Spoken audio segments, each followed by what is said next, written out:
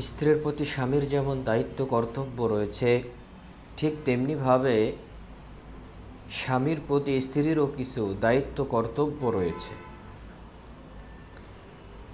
স্বামীর প্রতি স্ত্রীর দায়িত্ব কর্তব্য হলো স্বামীকে আদর যত্ন করা, ভালোবাসা, তার সেবা করা, আনুগত্য করা, পরিচর্যা করা, সহজ কথায় তার মন জয়ের প্রচেষ্টা করা।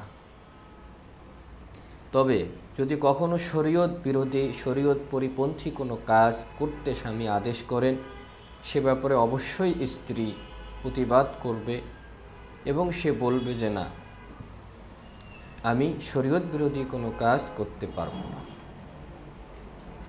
স্বামীর ক্ষমতার বাইরে স্ত্রী কোনো দায়ভার বা কোনো ভার তার কাঁধে চাপিয়ে দেবে না।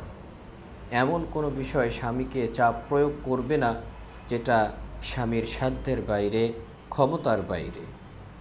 স্বামীর অনুমতি ব্যতীত স্ত্রীগণ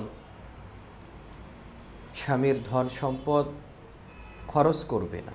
যখন প্রয়োজন হবে স্বামীকে বলে সেখান থেকে খরচ করা।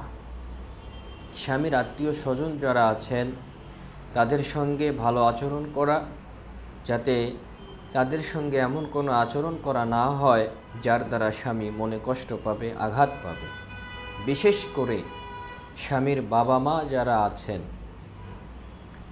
ঠিক যেমনিভাবে নিজের বাবা মাকে আমরা সম্মান শ্রদ্ধা করি, ঠিক অনুরূপভাবেও স্ত্রীগণের দায়িত্ব কর্তব্য হলো তাদের স্বামীর বাবা মা যারা আছেন তাদের প্রতি তাদের সাধ্য অনুযায়ী যতটুকু সম্ভব তাদের সেবা যত্ন করা, তাদেরকে কষ্ট না দেয়া, তাদেরকে আঘাত না দেয়া। যেভাবে তারা তাদের নিজের বাবা মাকে সম্মান ভালোবাসে, ঠিক অনুরূপভাবেও যদি স্বামীর বাবা মাদেরকেও তারা ভালোবাসত, সম্মান করে, তাহলে প্রত্যেকটা বৈবাহিক জীবন, সাংসারিক জীবন এক একটা শান্তিতে পরিপূর্ণ হবে।